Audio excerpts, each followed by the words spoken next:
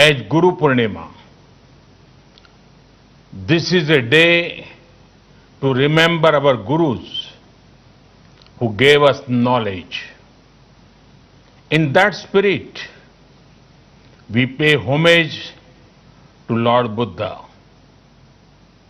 I'm happy that copies of the Mongolian Kanjur are being presented to the government of Mongolia. The Mongolian Kanjur is widely respected in Mongolia. Most monasteries have a copy of it. Friends, the Eightfold Path of Lord Buddha shows the way towards the well-being of many societies and nations. It highlights the importance of compassion and kindness. The teachings of Lord Buddha celebrate simplicity both in thought and action. Buddhism teaches respect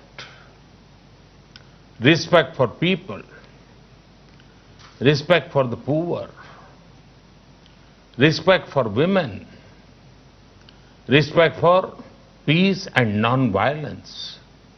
Therefore, the teachings of Buddhism are the means to a sustainable planet. Friends, in his very first sermon in Sarnath and his teachings after that, Lord Buddha spoke on two things: hope and purpose. He saw a strong link between them. From hope comes a spirit of purpose. For Lord Buddha, it was the removal of human suffering. We have to rise to the occasion and do whatever we can to increase hope among people. Friends, I'm very hopeful about the 21st century. This hope comes from my young friends, our youth. If you want to see a great example of how hope, innovation and compassion can remove suffering, it is our startup sector led by our youth. Bright young minds are finding solutions to global problems. India has one of the largest startup ecosystems. I would urge my young friends to also stay connected with the thoughts of Lord Buddha.